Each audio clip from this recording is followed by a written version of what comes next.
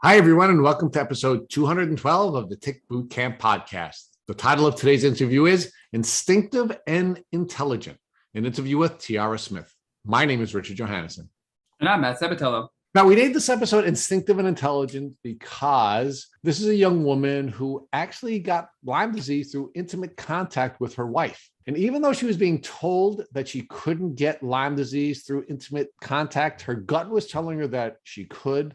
So she took some steps to try to prophylactically protect herself from the disease. Unfortunately, the prophylactic steps did not prevent her from getting the disease. And when she was told that she didn't have Lyme disease, she followed her gut and went forward with treating herself so that she could overcome a disease that she did in fact contract. Rich, when Tiara failed to get proper recognition and treatment from the medical professionals in her life, she decided to go the natural route and treat herself.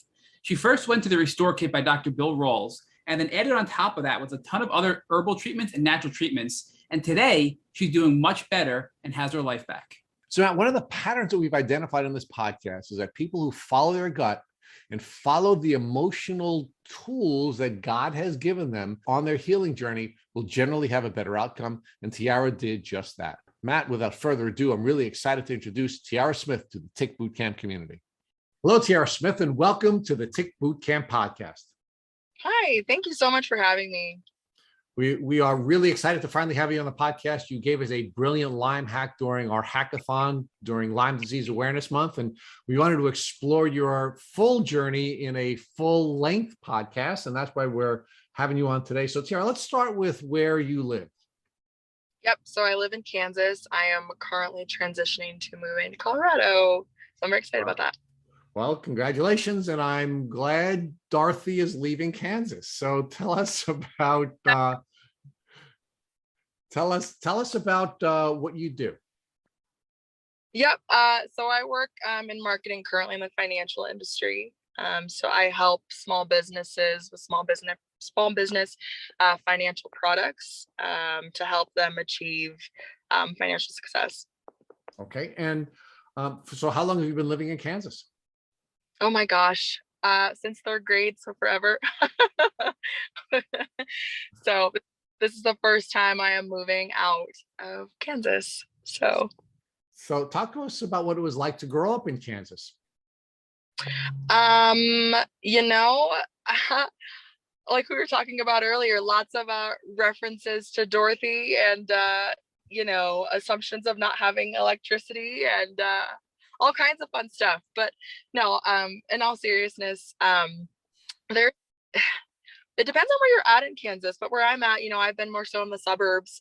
So there's some stuff to do, and you're maybe 30 minutes, shy of some of the fun stuff to do downtown, but there's not a crazy amount of stuff to do. So I'm really looking forward to being out in the mountains and, being free. So I am going to torture the reference a little bit. So I did fully expect the Tin Man would be sitting next to you and Toto would be in a basket next to you. So I'm sorry, Tiara, I had to do it. Oh, I dropped Toto off at daycare, actually. So. So, Tiara, talk to us about what your educational system was like growing up in Kansas. Yeah, it was great, honestly. So like I said, I grew up in the suburbs of Kansas, more specifically in the Overland Park area. I was very, very fortunate to have such a great school system. I was in a college preparatory program in high school for a couple of years prior to going to college. So I was very, very thankful for that, and very, very lucky to have something like that at my disposal. It was one of the top school districts in the area. So I honestly am very, very proud of the fact that I came from there and really set the foundation for where I'm at now. And where did you go to college and what was your major? Yep, I went to Kansas State University, go Wildcats, and I was a marketing major. Now, ironically, Kansas State University has one of the best curriculums for Lyme disease. I came across that when I was doing my research on Lyme, and I'm wondering whether or not that irony is something that you're aware of. I was not aware of that, honestly. That's great news. I know that they had been doing some pretty great research. Like I know they're known for, especially their veterinary medicine, but I did not know that they had done so much research there. So that's definitely something interesting to dig into. So let's talk about what you were working toward. You said you were in a college preparatory program during your elementary and high school education. What was it that you were dreaming about doing when you were a young person in Kansas? So fun fact, I started out in college as a biochemistry major. So with that college prep program, I intended fully to become a doctor. And the funniest part is I'm in business and my sister is now in med school. So we switched. But yeah, my intention honestly was to become a doctor. I had always been very passionate about health. I still am. And I'd always been very passionate about helping people. And all you needed was a couple of college chemistry classes to say, no, thank you. So I learned later on that I was just a lot more social of a person, and I needed to be out of the lab and really communicating with other people. Wanted to be creative, and so that's how I ended up in the field of marketing. Well, Tiara, one of the things that we know about you from our past contact with you is you're very fit. So talk to us about athletics and fitness and what role that played in your life, going all the way back to your early childhood. Yeah. So when I was younger, I'm going to be honest and say I was not a hiker. I was not a workout type of person.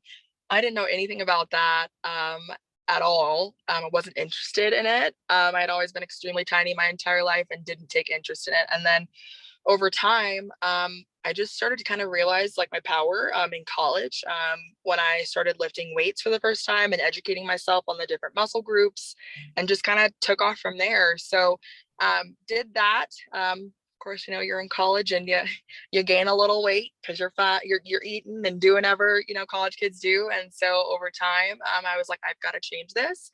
So I started to get healthy, fell off for a little bit, and then ended up a couple of years after college getting back into it. Started with like Weight Watchers. I still wasn't really working out as much, and then ended up working with a bodybuilding and fitness coach, and got really, really heavily into that. So did that for a little while, and kind of, as it relates to the competition part of things, I kind of decided, from a mental health standpoint, probably not best for me. So I got in the shape for it, and then just decided I probably should stop and wanted to stay fit just for myself. And then since then, just kind of stayed in the gym just for my own feelings of, I call it iron therapy. So, just lifting for your own kind of mental benefit, if you will, as well as physical benefits. So fitness has kind of always been a small part of my life in the beginning, and slowly grew as I started to understand its contribution to mental health, of course, physical health, and just that feeling of accomplishment. So Tiara, as someone who's going through the college preparatory phase of her life with an interest in concentrating on health and medicine, I'm wondering if any of the courses you took, either science or health courses, gave you any understanding of how to protect yourself from ticks and tick diseases? Absolutely not.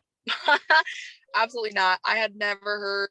Sure, when when you're young and you're Girl Scouting and everything, people tell you, make sure, you spray, or make sure, if you have a tick, like pick it off. But outside of that, nobody's ever told me anything about it. And even as it relates to getting into, health and medicine in the beginning of college, nobody has ever mentioned it. And it's honestly, knowing what I know now, extremely astonishing because of how common Lyme disease is. And I just wasn't aware. So I just want to walk that back a little bit. You implied that you were told, at least during scouting, that that you should be putting on tick spray, or you should be putting on bug spray, and that you were made generally aware of ticks and the need to remove them. Give us some more detail on what you were taught, at least in scouting or in other places, about bug spray and how you should use bug spray to protect yourself. And talk to us about ticks and what you were told about removing ticks. Yeah. So as it relates to ticks, the only thing I was really told was just to remove them. Wasn't told anything about testing a tick, wasn't told anything about them. I was told that they were bad, but I've heard Lyme disease, but I didn't think, okay, nobody thinks that's going to happen to me if you get bit by a tick. And luckily I hadn't, but there really wasn't much other texture added to that, unfortunately. And as it relates to the bug sprays, I think that was more so about, pests and, pesky bugs, and you don't want to get bit. I really don't think it was grounded in that, caution for that type of transmission to occur. Okay. Now, we know a little bit about your background and the illness that you had suffered, and we know that you were generally aware of Lyme disease because you're in an intimate relationship with someone who had Lyme before you had gotten Lyme. But let's use that as a line of demarcation. Before you got into the relationship with someone who had Lyme disease, what, if anything, did you know about Lyme other than that it was a disease and it was something you didn't want? I knew nothing at all. Yeah, I knew nothing. Nobody had ever told me anything about it. I knew absolutely nothing about how destructive it was. I knew nothing about how it was transmitted. I knew nothing. Before you entered the intimate relationship with the person who had Lyme disease, do you even know anyone who had a Lyme disease diagnosis? Absolutely not. I knew no one. Okay. So now let's talk about you entering into an intimate relationship with someone who had Lyme disease, and how did you find out about her having Lyme disease, and what did that mean to you initially? Yeah. So at the time we met, she was currently in treatment. I think she had been in treatment maybe for 8 months or so, on antibiotics, as well as a plethora of other things. And so when we first met, she did mention to me, "Hey, I just want to let you know, like, I'm in treatment for Lyme disease, and I may, I'm not sure when." I genuinely think that she thought it was a lot shorter of a timeline. I don't know if that precedent was set with her, with those around her, as far as how long to expect the journey to be. So the way it was presented to me, being a person who I didn't know anything, I was like, okay, like, whatever you need, we'll get through it. I think of you as a person. I don't think of you as anyone who is sick or anything like that. I want to be with you, and that's it. So yeah, I knew nothing about it, but when she told me, I was like, okay, we'll get through this together. And that's all I thought.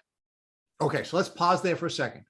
When you were told that that your partner had Lyme disease, and I'm assuming this is before you got married, you understood that she had Lyme disease. Did you have any fear that your partner's Lyme disease could somehow affect your health? Not at all. Previously, and from what she had told me as well, it's not something that I could get or catch, if you will. So in my mind, it was just, how do we tackle this together so that she can feel as healthy as possible. It was never like, there was never a fear there. So I didn't fear it at all. I never thought about it. I knew that there's a lot of things that come along with it, but I knew that we would figure it out. So I didn't really have a fear. Okay, so now I want to talk about fear in two different ways. The first thing is, you didn't have any fear because you didn't receive any information that led you to believe you should have fear, correct? Correct. Now talk to me about your gut. Was your gut, or were you emotionally feeling or receiving any signals that suggested to you that you should have something to be concerned about, despite the information that you were getting cognitively? Yes. So right around, maybe either right before we got married or right when we got married, I started to develop ringing in my ears and tremors. And I started to think, wait a minute, what's wrong with me? Do I have a vitamin deficiency? I was going through the ringer, looking up online, trying to figure out why I was experiencing things. And I was trying to rationalize why it was everything but. Okay, but I want you to pause there for a second here. I'm asking you a different question. And I do want to get into this piece of your journey, but when you were first introduced to the concept of your partner having Lyme disease, did your gut tell you that despite the information you were receiving that you couldn't get sick from Lyme disease, that perhaps you could get sick from Lyme disease? That's the question I'm asking you. No, I genuinely did not think that it would happen to me. I Okay, did not think about, I did not think that that was a possibility. but I'm not even And asking about what you're thinking, right? Because I think we talk ourselves out of being in tune with the information that we're getting from our defense system, right? I'm asking you not whether you thought or allowed yourself to think. I'm asking you, were you getting any feelings that led you to believe that perhaps you were unsafe? at a certain point, yes. Okay. And yeah, I was. Now, were you getting those feelings before you started to get symptoms or after you started to get symptoms? um, a little bit before I started to think about it. And every time I kind of shrugged it off. And then once I started to have symptoms, I tried to find a reason why, some other reason. So now the folks in our community know that you're really bright because you were kind enough to do a Lyme hackathon video for us, and it was brilliant, right? So we know how smart you are, and we know how educated you are. Now, when your gut was starting to tell you that perhaps you had some danger, did that trigger you to do any research about Lyme disease, specifically designed not to learn about how to help your partner to get through this, but how to protect yourself from getting this? Yes. So once I started to do some of that research, I started, so specifically, I was reading into Stephen Buhner and his practices, and I started taking astrologus. I started trying to do some preventative stuff, really trying to cut out some things in my diet in the event, like just to basically make it so my body could never be a home for that. All right. So you were taking prophylactic steps. Correct. Correct. Yeah. Just in case. Okay. So so you read Stephen Buhner's book. You started taking, and I know people pronounce this herb differently, either astragalus or astragalus. And astragalus is designed to enhance our immune system so that we are better equipped to fight off the Lyme bacteria, correct? Correct. And you were also uber fit at the time, right? I mean, you're a fitness gal, right? And you are if you weren't a bodybuilder at that time, you were certainly very fit because you've continued to work out. And were you also engaging in other types of healthy living activities? Like, was your diet clean? Were you staying away from drugs and alcohol? Were you sleeping? Talk to us about that. So it's good that you asked that, because I look back at that time period and realize that's around the time that I started to get some symptoms, my healthy behaviors had kind of changed. So I was under immense amounts of stress at that time. So my immune system was, I was so very, very stressed. I wasn't sleeping very much at all. Yeah, it was a difficult time, and I don't think my immune system stood a chance at that point. Okay, so let's talk about the stresses, right? So now your partner has Lyme disease, right? And your partner is going on this journey, and she's in a lot of pain, and she's suffering a great deal, right? What impact did that have on your stress environment or your stress world? And how do you think that may have served as immune disrupting and therefore making you more vulnerable to Lyme disease? Yeah. So at the time, I really wanted her to get better. And I knew that she had been on antibiotics for quite some time and was telling me how painful it was and all these things. And so I was trying to find solutions during that time, other solutions that would be less painful, that would still be potent. So that's part of why I wasn't sleeping. I was staying up. I was working my full-time job, and then I was staying up and searching everything from Buhner's protocol to bee venom therapy to like just a variety of things, just trying to a raw vegan diet, just trying to help her feel better. And so oftentimes I lost sleep, and of course there's financial stressors. So she wasn't able to work at the time. I was working full time. I was paying all of the bills and everything. So of course there's financial stressors.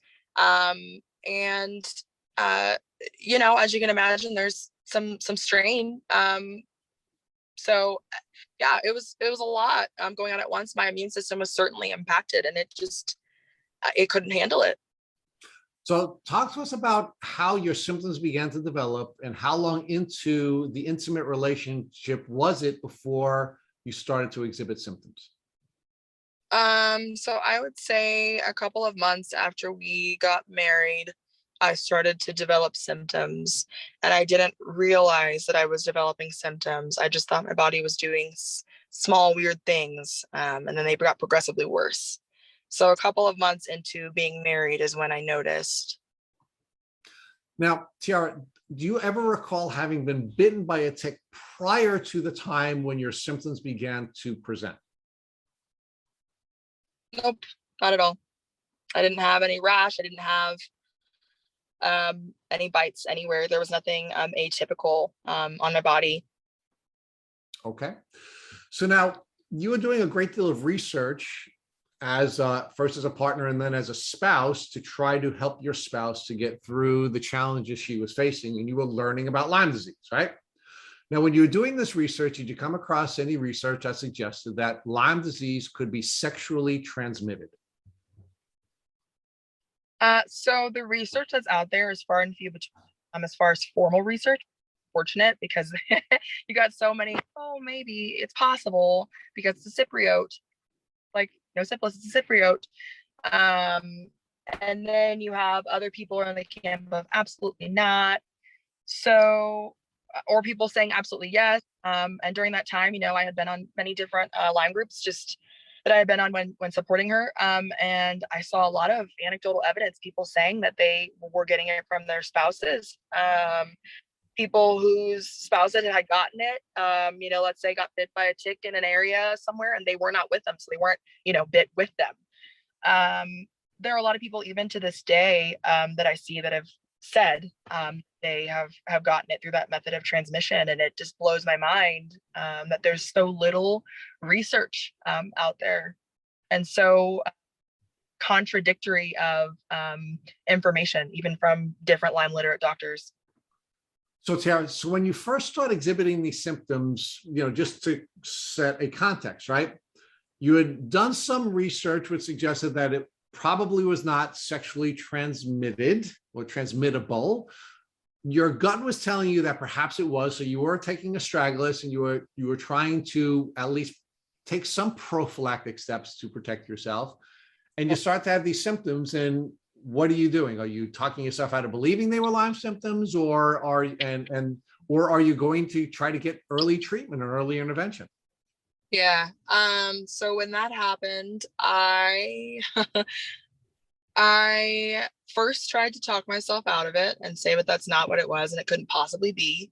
And over time, the symptoms started to get worse, muscle spasms. I have videos of my face, my lips, you know, spasming, my muscles doing crazy spasms on my legs. And it got to the point where I couldn't ignore it anymore. I couldn't pretend.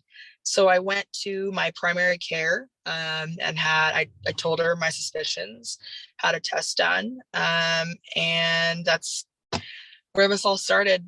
And I realized that it wasn't anxiety. I wasn't crazy, as you call it, or as some doctors made it seem. So how long after you first started exhibiting the symptoms was it before you were tested? Meaning, what was that window of time between first symptoms and test where you were diagnosed with Lyme disease? I was, let's see. So repeat that again. I'm sorry. What was the window of time? Sorry. No, I understand. What was the window of time between when you first started your Lyme disease symptoms and when you were finally tested and diagnosed with Lyme disease? Gotcha. Yeah. So it had been at least like 3 or 4 months. And when you say diagnosed, so, and I wrote this, but it's a very weird, tricky thing. So when I had my first test done, I was positive for one band, and I was told you were positive for one band, but you know, that doesn't mean you're CDC positive. So, you know, you're good to go. And I'm like, oh, okay. Why is it positive? And I didn't get an answer, right? So they moved me on to a neurologist. And they try to look for things like any type of nerve, because I was having tremors, I was having spasms, so they were like, what can we do? Can we look into things like Parkinson's or MS, or what do we need to look into? So I saw a neurologist, and then I went to and got an MRI, and that came back all fine. So they said, you're fine, nothing's wrong with you, right? And then I went and did a test myself with DNA connections, and came back for 2 strains of Borrelia. And then I was like, okay. And, I've got my PCP in the background saying, it could just be your anxiety. You're in a really stressful situation, and telling me maybe you just need to go to therapy, because I was waking up every single day with my heart racing at that point. And I couldn't control it, and I didn't know why. So after that, I was like, can you just run another test again? Like, I just need to know what's going on. Like, I know it came back positive, but I need, maybe more time has passed. Maybe we caught it too early, or I'm sorry, maybe I came in too early. Let's try again. And I still came back positive for 1 band. And I'm like, okay. And she said, and I'm not it's probably not verbatim, but what she basically said was, I know you're exhibiting symptoms, but with you only having 1 band positive, I don't know if I feel right giving you antibiotics. And so I'm like, okay. But at the same time, seeing, what I had seen from my ex-spouse, going through what she went through, I knew antibiotics wasn't the route that I wanted to take anyway. I just needed someone to call a spade, and for me to know, okay, we're doing this. You need to start taking care of your body in this way to combat what's going on. So, yeah, it was a journey.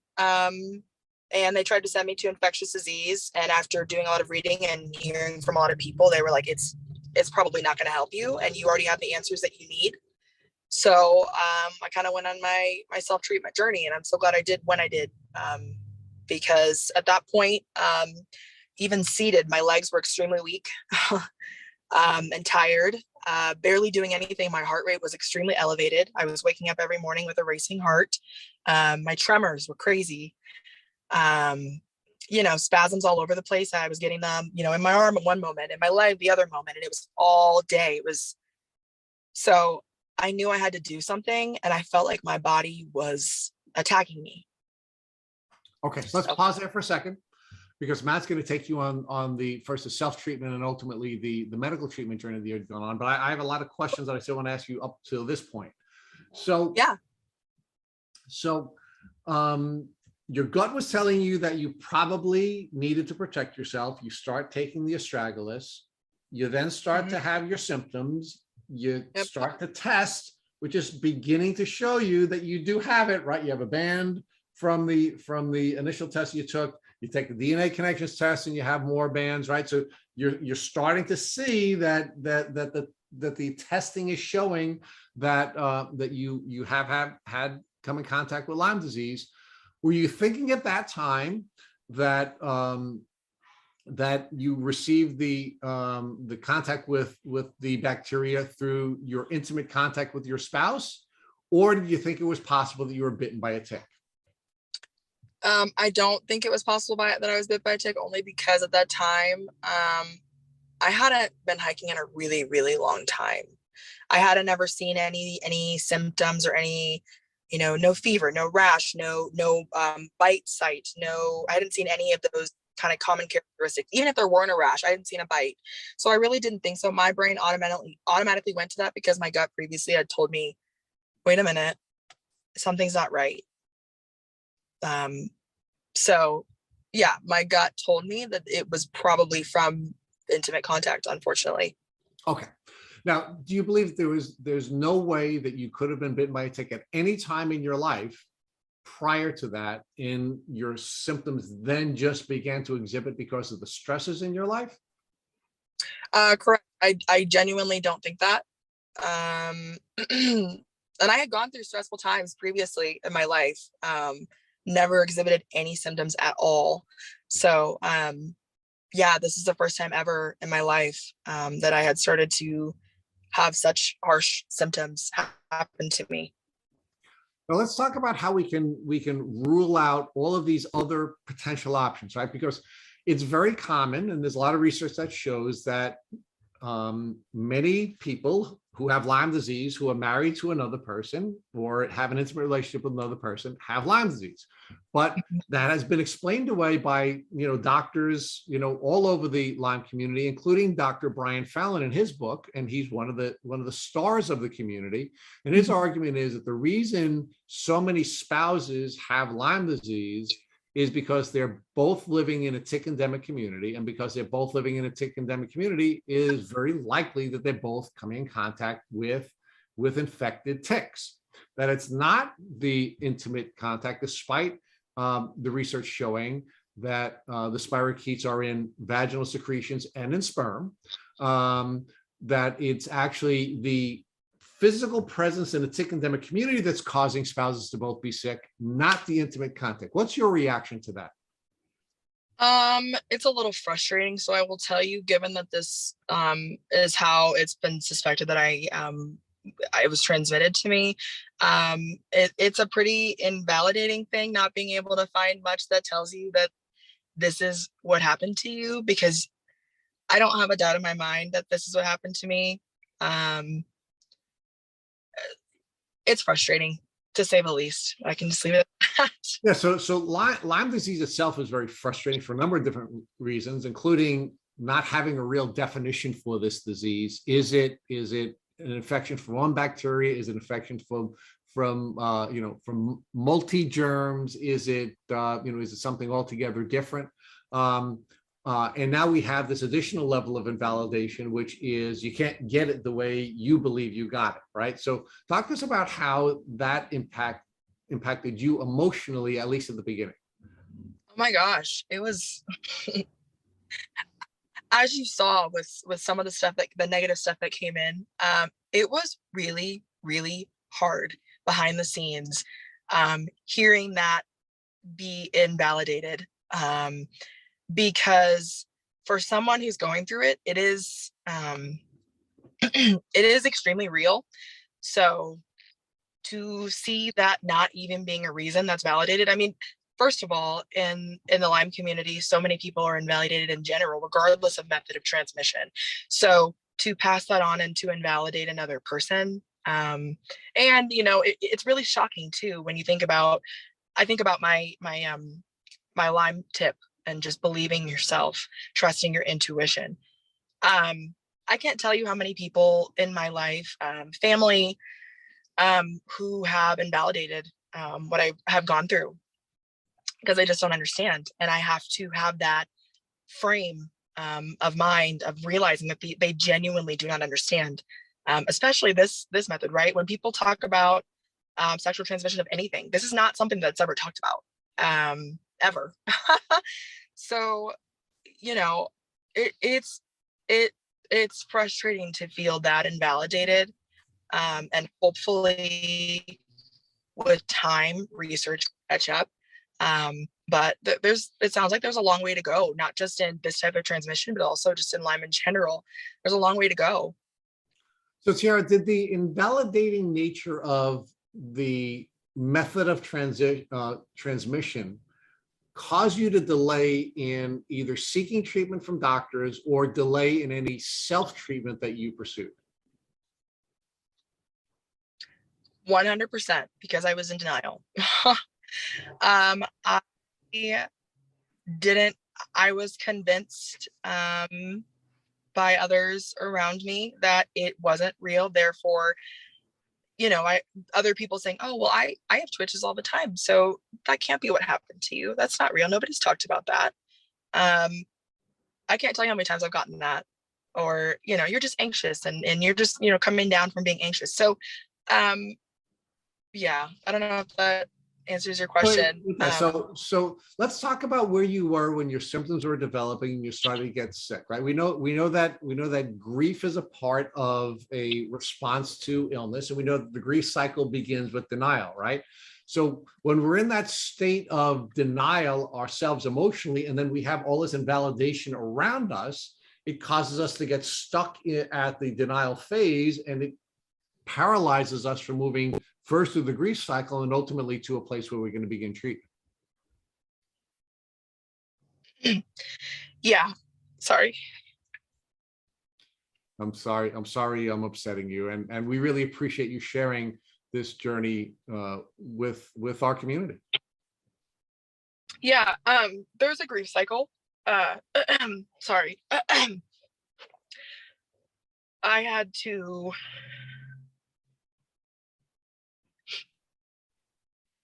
Sorry, guys. No, thank you. Thank you so much. I mean, we really appreciate you being so vulnerable with us and with, with our listeners. So I had to accept it, that it happened to me, and it took a long time because I've always been a very healthy person. And I would have never thought that this would have happened to me. So it took me a very long time to accept that it did. It took me a very long time, and I have had. I'm not going to pretend like I don't go in and out of sometimes feeling like, wow, like this really happened to me. This is something that doesn't. It's not where you can take NyQuil and it goes away. So yeah, I have had quite a bit of different stages of everything from grief to anger to sadness, a little bit of regret, a lot of bit of regret actually. But yeah, I went through a huge cycle, and I still every now and then find myself in one of those stages. But I try to arrive back at being thankful for where I'm at with my health, and how I'm so much more able than I was in the beginning when everything was crazy and my symptoms were coming out of nowhere and I didn't know what to do. So, but yeah, I'd be lying if I said that I didn't sometimes go through that not so fun.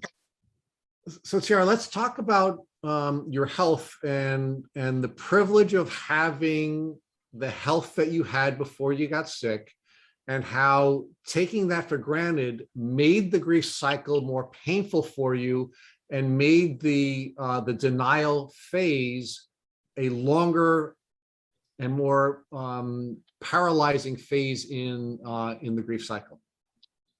Yeah.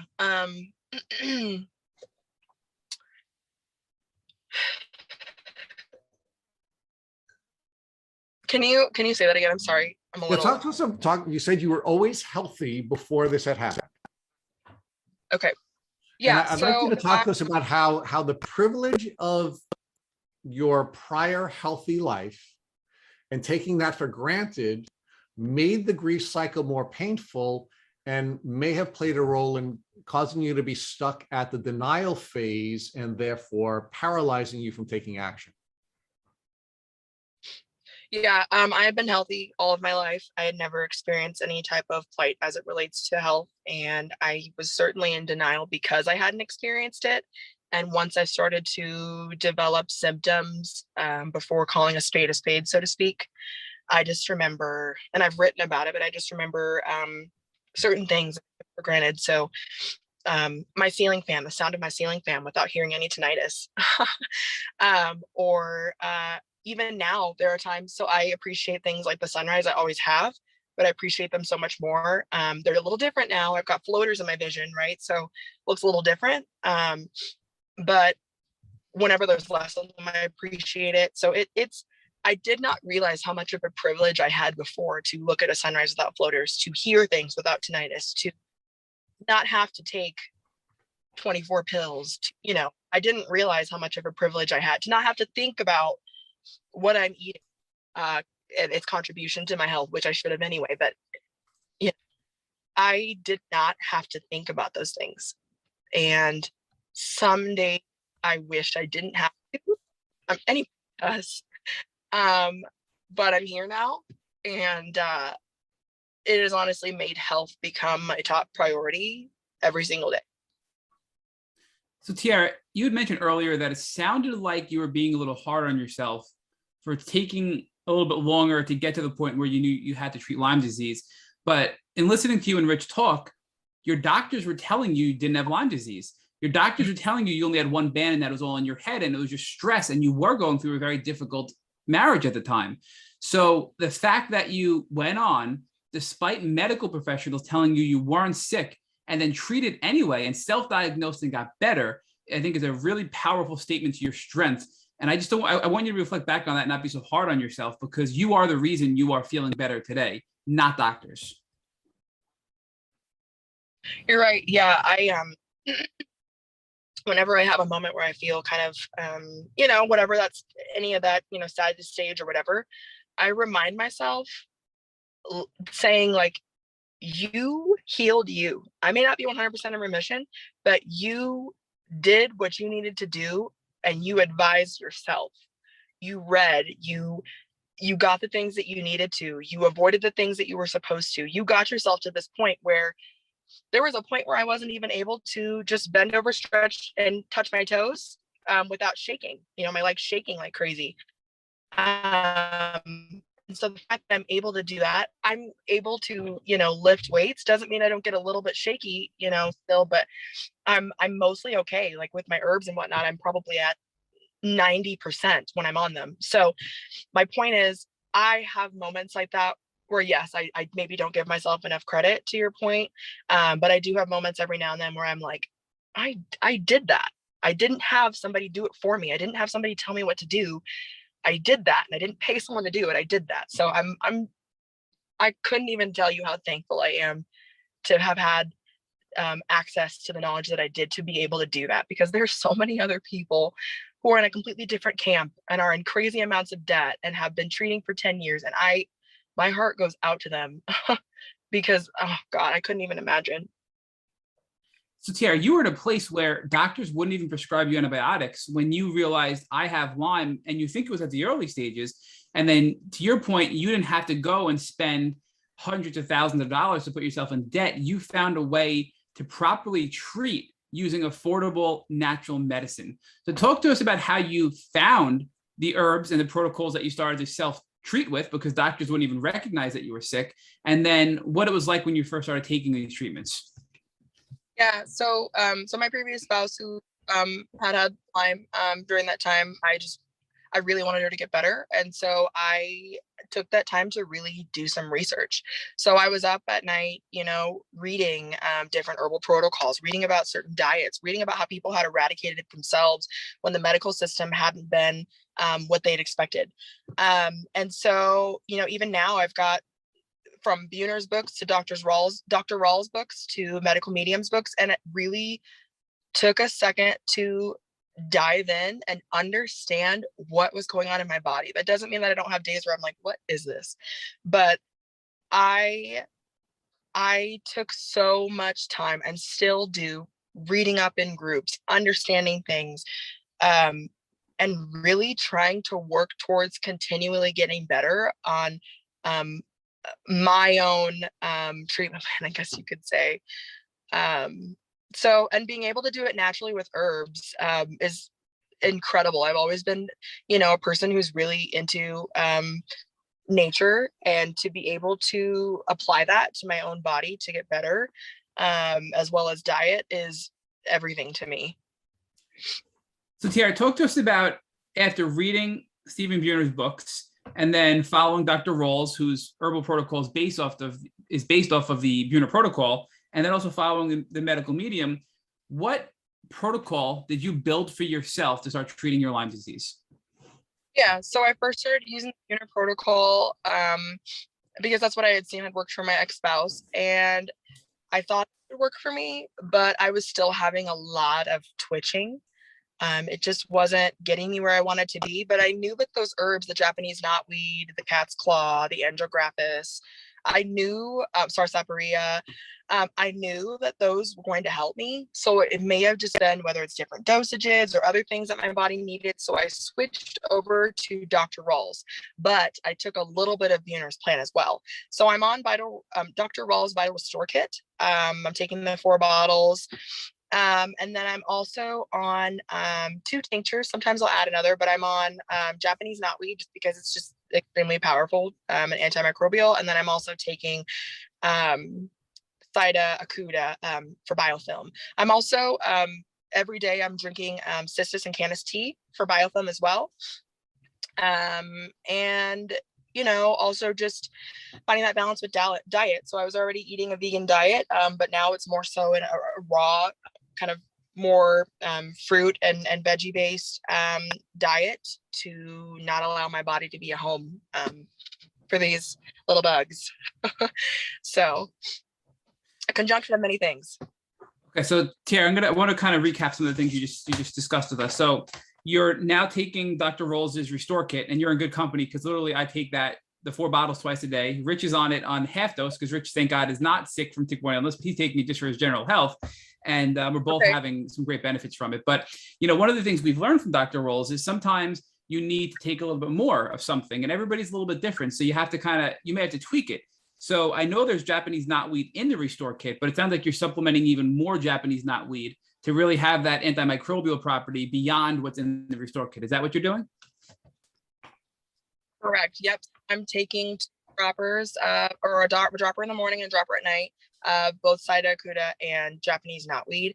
I will tell you and I really had to find what worked for me. So, with the protocol, I wasn't getting as much of that relief as I wanted. I was getting crazy foot aches and pains. I was still getting the twitching everywhere, and it was driving me insane. So I started taking the Dr. Rawls. I added the Japanese knotweed. At one point, I had started taking a little bit of, what is it called? Cryptolepis. As well as some euthero root for my nervous system. And I still take it from time to time, but my main, the main attraction, so to speak, Japanese knotweed and Saida Kuda, they've done wonders for me. And I will tell you, when I am on them, I maybe have 1 to 3 twitches a day. Other than that, I feel so normal. I still have spotty vision, which, that'll be over time. But I was just telling someone about how previously, when things started to get bad, I would smile. And I'm a smiley person. I love smiling. I would smile and my face would shake like crazy. Or I would yawn and I couldn't even keep my face straight. And now I can do all of those things, and it's not shaking anymore, and I'm not insecure about it. I'm not, because I used to be terrified of my own body at that point, just with everything going on. So the Saida Kuda, the Japanese knotweed, and then Vital Restore Plan have done wonders for me, and I've recommended the Vital Restore Plan to a lot of people because it's honestly changed my life. So I just want to stop for a second and recognize that.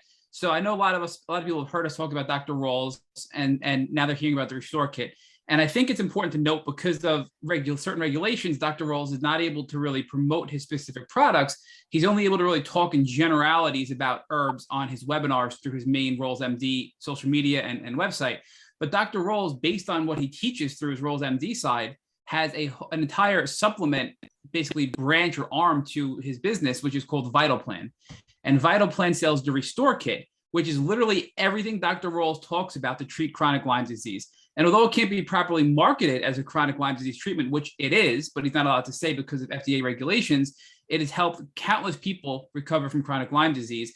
And it has a wide variety of herbs and supplements and things in it to help you overcome Lyme by building your immune system and fighting off a wide variety of pathogens, not just the Lyme bacteria. Because as you know, Tiara, it's never just Lyme. There's other things going on, whether it's reactivated Epstein-Barr virus, whether it's parasites, whether it's whatever it may be. The Restore Kit helps address all of those pathogens, and it really helps modulate, reset, and rebuild your immune system, which gives your body a fighting chance to now recover and rebound from chronic illness. So I just wanted to make sure that we pointed that out so people understand what specific products we take by Dr. Rawls.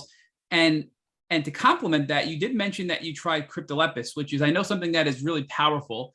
And all these studies coming out of Johns Hopkins have shown that Cryptolepis is not only great for Lyme disease and Bartonella and Babesia and Anaplasma, but it's just generally good from an antimicrobial standpoint, generally speaking. It sounds like in your experience, that wasn't something that was super helpful in your journey. So could you talk to us about Cryptolepis with your personal experience and what your reaction was to it? So I'll just say, I think I'm very fortunate in a sense that I caught things at a time where my herpes reactions are not as bad. So, as far as my reaction to crypto, I would say, like, I haven't felt a lot, but I also previously before that was doing, Japanese knotweed, Saida Kuda, Saida is especially pretty strong. So, when I started with Japanese knotweed, for example, I was getting like numbness in my feet. And, when I do certain things like, even my infrared sauna, I have increased symptoms for maybe 2 days. So luckily with crypto, for whatever reason, I didn't feel much kickback after taking it. So I'm very, very fortunate in that sense. I never know with me what's going to give me much of a herx. Like for some people, cystis and canis tea gives them a crazy herx. I drink it every day and I'm okay. So I really think it has everything to do with where I was able to catch things in my journey, to where crypto, even though it is quite strong, it hasn't given me a crazy reaction, thankfully. All right, so Tiara, we talked about the Restore Kit, which we know is a wide variety of herbs and supplements. We talked about Cryptolepis and we talked about Japanese knotweed to supplement what's already in the Restore Kit. But you keep mentioning, and I'm probably going to say it wrong, the Phyta acuta, which is, I believe you said it's for biofilm. So is that another herb? Is it a capsule with herbal powder? Is it a tincture? What is it? And specifically, what does it do to treat Lyme disease? Yeah, so it's herbal tincture, and what it does is it assists in breaking up the biofilm, similar to what NAC does. So I picked that up from Buhner's protocol. And whenever I don't take it, I can tell. It makes a huge difference for me, especially with my twitches. So I typically get that in an herbal tincture. I've heard of people getting it in powdered form and putting it in capsules, but for me personally, for convenience, I do it in an herbal tincture. And then you've also been talking about this cystis, and I think you said cystis and canis tea. I'm probably butchering that as well, and I apologize. But what function is that? So are those herbs that are diluted into a tea that have a positive impact on killing off Lyme bacteria? That's correct. It is. It's more so a biofilm buster as well. So with Vital Restore, the aim is to kill off the Lyme, so to speak. But with Phyta acuta as well as cystis and canis, it's to help break up that biofilm for those that are, I don't want to say free floating, but kind of once they die off.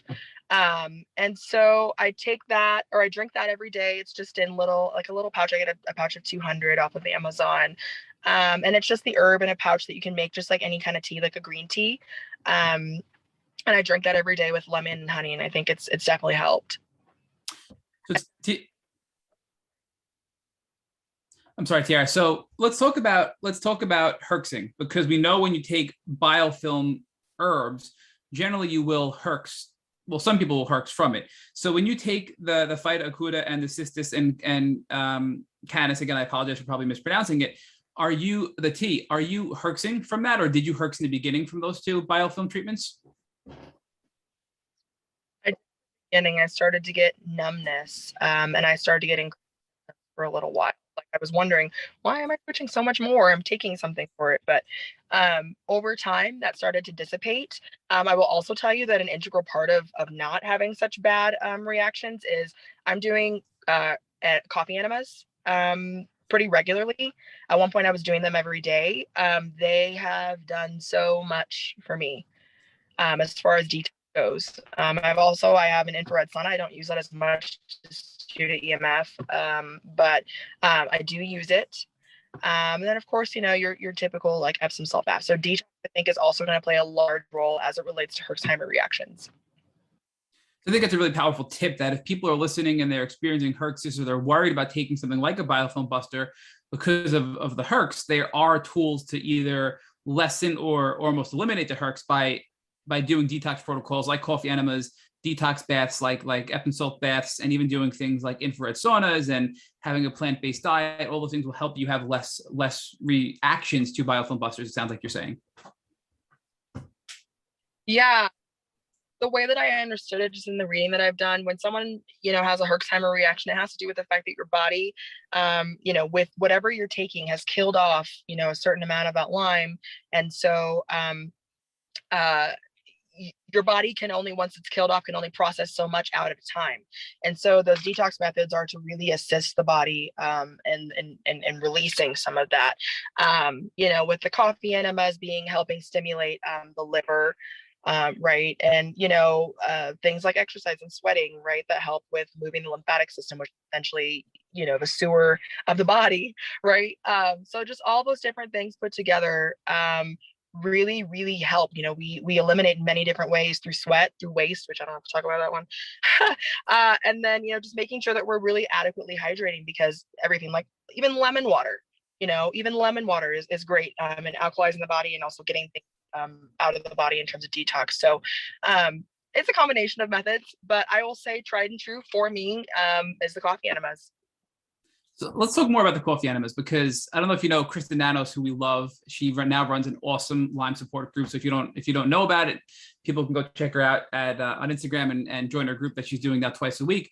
But she's always talking about coffee enemas in helping her with parasites and healing from Lyme disease.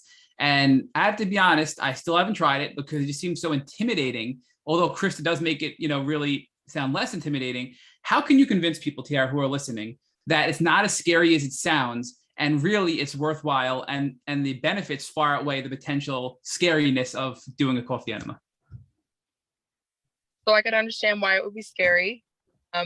It's something, from what I've read, it's years and years ago that was actually very popular. Like, I want to say in ancient Egypt times, it was very popular that people were doing enemas, even in general, that type of health.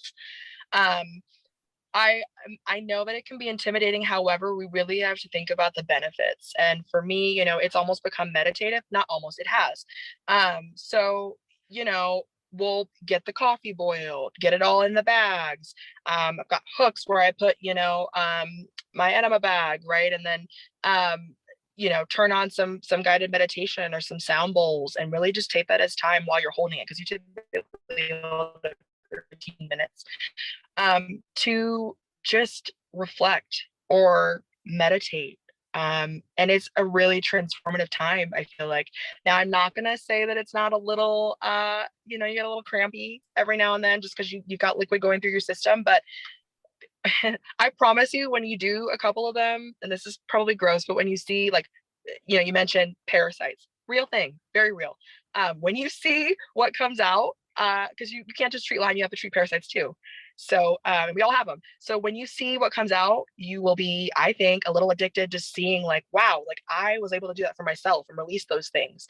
But just think about what it could do for you in terms of ridding your body of parasites, stimulating your liver, and a bunch of other things.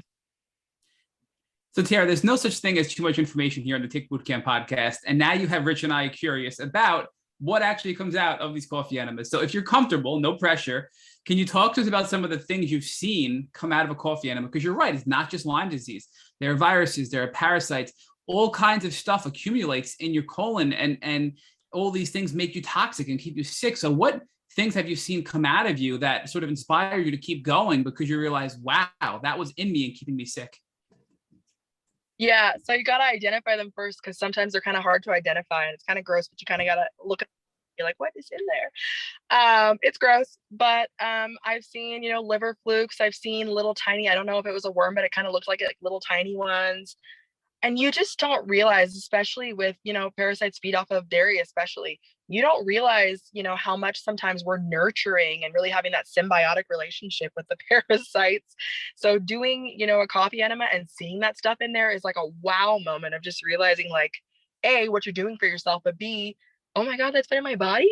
You know what I mean? So, yeah, just being able to do that for yourself, I think, is pretty empowering. And seeing what comes out, you're like, just get it all out of me. Disgusting. So that's how I feel about it.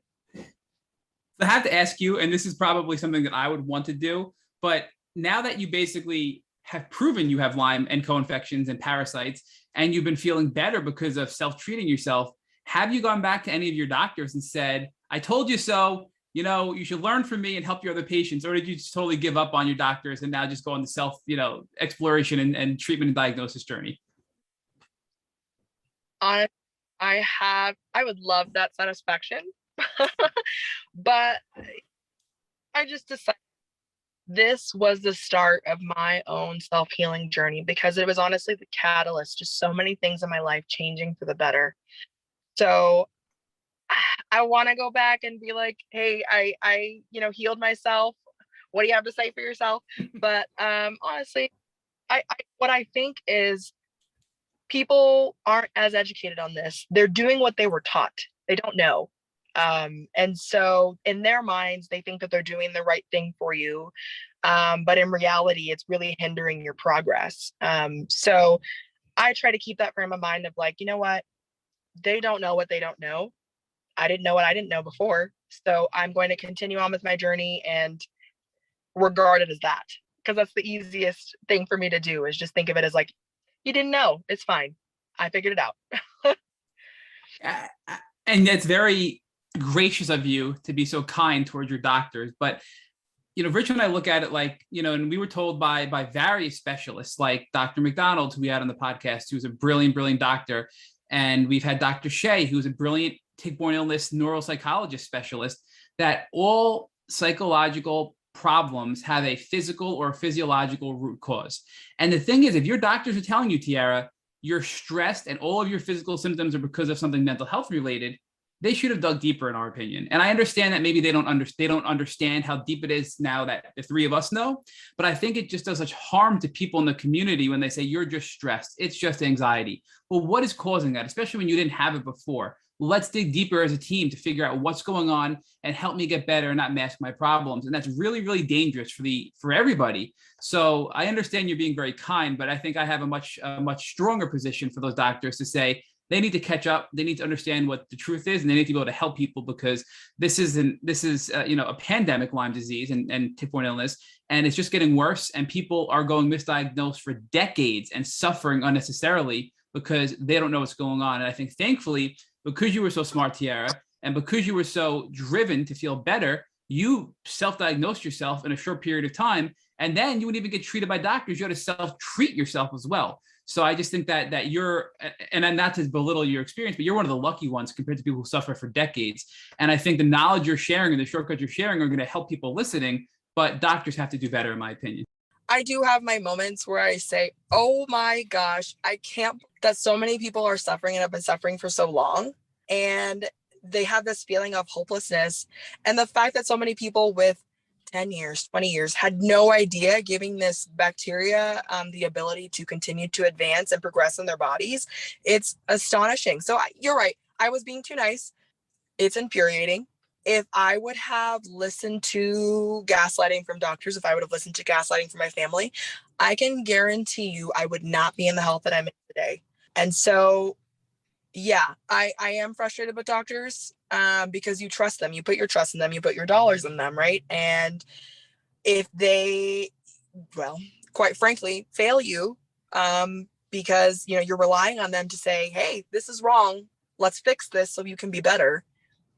And that's not even being recognized for years on end. It's like, what do you do? Who do you tell to remedy this? Because there's so many years of your life lost. And that's why I'm so thankful for the way that I went through things, because I could have ended up the exact same way, having the lack of knowledge previously and ending up sick possibly, and then going through the system like everybody else. So I'm extremely thankful and disheartened, and so glad that organizations like, your podcast exists, because it is so easy. It would be so easy for someone to get Lyme, so much easier than I ever knew.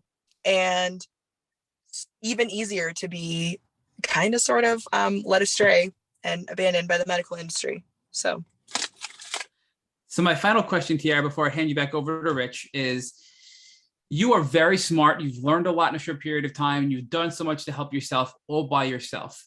So most people who listen to this podcast are either those suffering from chronic Lyme and trying to get through it, or supporters of people that are suffering from chronic Lyme. So what advice would you give people listening to this podcast to give them hope that they can and will get better? Because many people have just given up, frankly. Yeah. So every single day, you are going toward healing, and it may be tiny or micro steps, but every day you're going toward healing. I remember in the beginning thinking like, oh my gosh, like how is, but the way that some of my tremors and whatever else were going, I was like, this is a huge issue in my body. How is this going to get better? Because I'd love to be better tomorrow, and that's not how it works. So number one, I just want them to know it's okay to feel how you feel.